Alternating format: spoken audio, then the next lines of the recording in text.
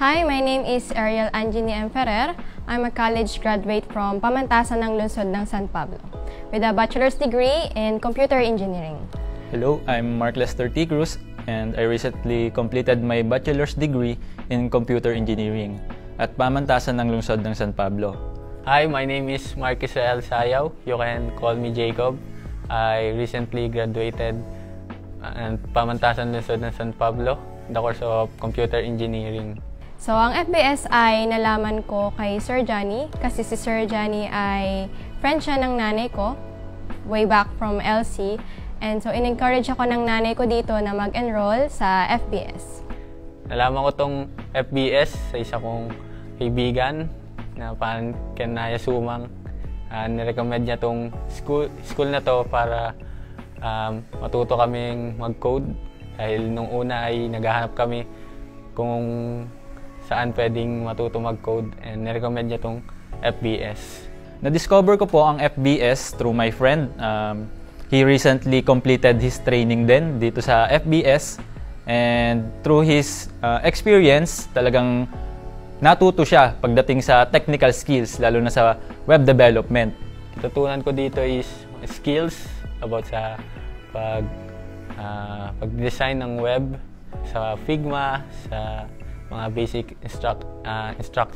structure ng HTML and CSS up to WordPress. My experience in FBS, talagang nung una, nag-i-struggle pa ako kasi from basic knowledge lang ako pagdating sa programming. Pero hindi ko in-expect, may enjoy ko pala siya. So, yung mga natutunan ko dito sa FBS when it comes to web development, una ay yung web designing. Gumamit kami dito ng Figma designing. So, natutunan ko dito ay yung pag-color analysis at tinuro din yun sa amin noong introduction pa lang. So, makikita namin doon kung paano ba yung tamang proseso sa paggawa ng design, kung paano tumingin ng tamang design, lalo na doon sa gusto ng magiging client mo sa web designing. Noong una, medyo nahihirapan ako sa HTML and CSS dahil totoo lang, zero knowledge ako doon. But unti-unti, nakaka-adapt. Nung nakadating na sa WordPress, mas sabi ko mas madali, mas ilalagay nyo na lang yung mga gusto nyong ilagay ng hindi na more on codes. Kaya para sa akin, mas madali yung WordPress.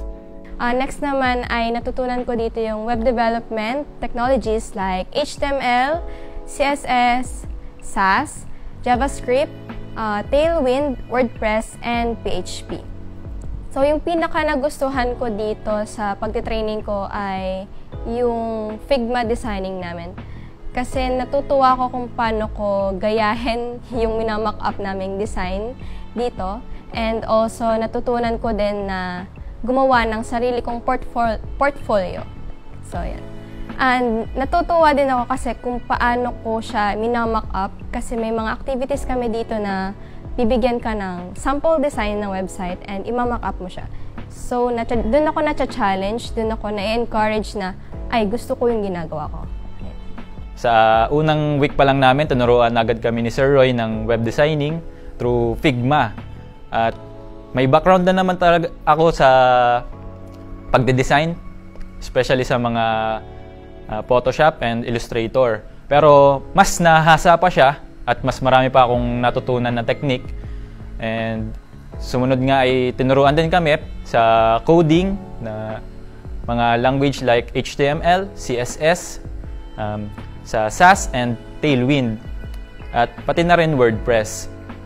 When it comes to experience naman dito sa loob ng FBS ay nakita ko talaga na sila ay God-loving company and also fun, which is fun learnings para sa akin. Yung sa God-loving company naman, dito ko nakita na nagde-devotion sila every Monday and Friday. So magkakasama yung mga employees and may pastor na nagtuturo about sa Word of God. And also nakasama din ako sa kanilang fellowship. Doon naman sa fun learning, so dito ko na-experience na natututo ako and as well, masaya ako sa ginagawa ko. Kumbaga, yung natututunan mo ay hindi in a way na nakaka-pressure, but in a way na natutuwa ka kasi gusto mo yung ginagawa mo. recommend ko tong training na to kung gusto nyong matutong mag-code, even though nag-aaral pa lang kayo or tapos na. Check nyo lang yung Facebook page nila kung sa mga information na gusto nyong malaman about the FBS training. So, yun lang po. Thank you. Nung una, sinasabihan nga kami lagi ni na Sir Ansbert na papasok kami dito na mahiyain, tas lalabas kami na mayabang na.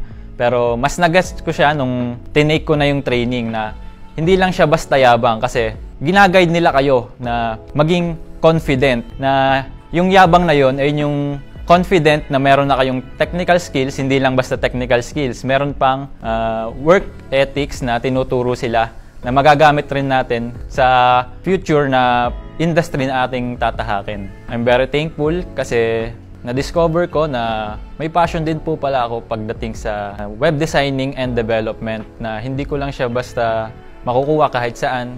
Pero nung nag-training ako dito, nagka-skills and knowledge ako pagdating sa front-end web development. And thank you FBS. Dahil dito sa training na to, na-discover ko na I have passion pagdating sa designing and development ng website. I do really encourage the students na mag-OJT pa lang or college graduate like me na gustong i-enhance yung skills nila when it comes to web development or sa mga tao na gustong mag-shift ng career. So it's really good to enroll here in FBS. And lastly, gusto kong magpasalamat lalo na sa mga naging instructor ko dito, kay Sir Eman, kay Sir Roy, kay Sir Abet, kay Sir Mon, and also kay Sir Johnny na din. So, thankful ako na kayo yung naging instructors ko all throughout my training here in FBS. And also din sa mga taong nakahalubilo ko dito sa loob ng FBS, marami pong salamat sa pag-welcome sa akin dito sa FBS. Thank you so much.